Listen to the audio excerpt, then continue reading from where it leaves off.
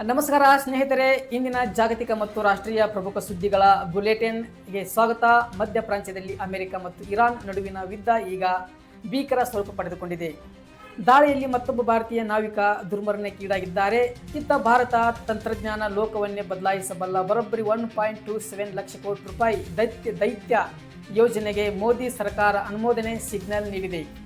ಇದರೊಂದಿಗೆ ಜಂತರ್ ಮಂತರ್ನಲ್ಲಿ ತೀವ್ರಗೊಂಡಿರುವ ಸೋನಮ್ ವಾಂಗ್ಚುಕ್ ಹೋರಾಟ, latest update ಮತ್ತು ಫಿಫಾ ವಿಶ್ವಕಪ್ನ ಇಂದಿನ ವೈರಲ್ ಸುದ್ದಿ. ಈ ವಿಡಿಯೋದಲ್ಲಿ ಪೂರ್ವ ಆಳವಾಗಿ ಡೀಪ್ ಆಗಿ ವಿಶ್ಲೇಷಣೆ ಕೊಟ್ಟಿದ್ದೇನೆ. ಫುಲ್ ವಿಡಿಯೋಸ್ ಸ್ಕ್ರಿಪ್ಟ್ ಮಾಡದೆ ನೋಡಿ.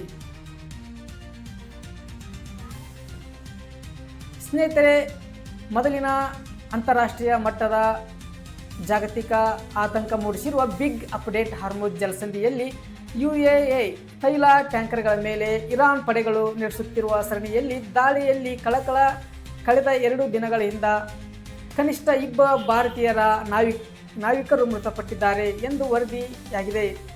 UAE ಸೆಂಟ್ರಲ್ ಕಮಾಂಡ್ ನೀಡಿರುವ ಮಾಹಿತಿ ಪ್ರಕಾರ ಇರಾನ್ ಕಳೆದ 7 ದಿನಗಳಲ್ಲಿ 7 ವಾಣಿಜ್ಯ ಹಡಗುಗಳನ್ನು ಗುರಿಯಾಗಿಸಿಕೊಂಡು ವಿಧ್ವಂಸ ಕೃತ್ಯ ಎಸಗಿದೆ. ಮಧ್ಯ ಪ್ರಾಚ್ಯದಲ್ಲಿ ತೈಲ ಸಾಗಾಣಿಕೆಯ ಮುಖ್ಯ ಮಾರ್ಗದಲ್ಲಿ ಯುದ್ಧ ವಾತಾವರಣ ನಿರ್ಮಾಣವಾಗಿದೆ. ಜಾಗತಿಕ ಮಾರುಕಟ್ಟೆಯಲ್ಲಿ ತೈಲ ಬೆಲೆ ಏರಿಕೆ ಭೀತಿ ಎದುರಾಗಿದೆ. ನವದೆಹಲಿಯಲ್ಲಿ ಈ ಘಟನೆ ಅತ್ಯಂತ ಭೀಕರವಾಗಿ ಪರಿಗಣಿಸಿದ್ದು ಇರಾನ್ ಮತ್ತು ಅಮೆರಿಕ ಅಧಿಕಾರಿಗಳೊಂದಿಗೆ ಮಾತುಕತೆ ನಡೆಸಲಾಗಿದೆ ಮತ್ತು 1.27 ಕೋಟಿ ರೂಪಾಯಿ ಸೆಮಿಕಾನ್ 2.0ಗೆ ಅನುಮೋದನೆ ನೀಡಿದೆ. ಅಂದರೆ ಇವತ್ತಿನ ಸದ್ಯದ ಅತ್ಯಂತ ದೊಡ್ಡ ಸುದ್ದಿ.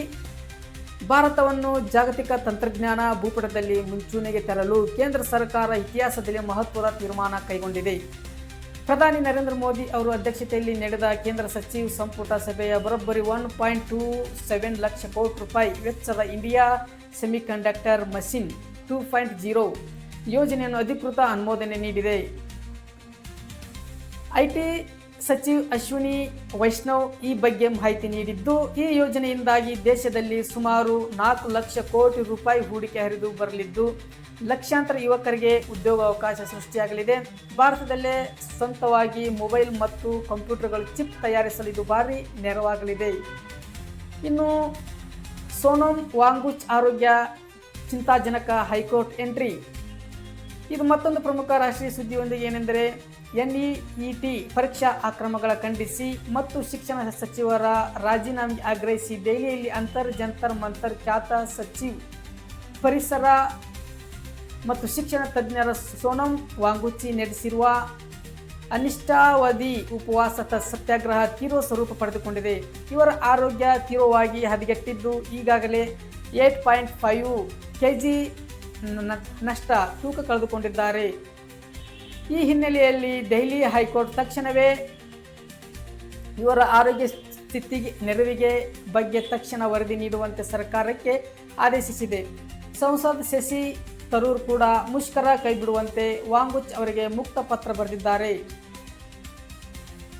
ನೆಕ್ಸ್ಟ್ ನೋಡೋದಾದ್ರೆ ಸ್ನೇಹಿತರೆ, ವೈಕಿಂಗ್ ರೋ ಆಚರಣೆಯಿಂದ ನಡುಗಿದ ಮ್ಯಾಡ್ರಿಡ್ ರಸ್ತೆಗಳು.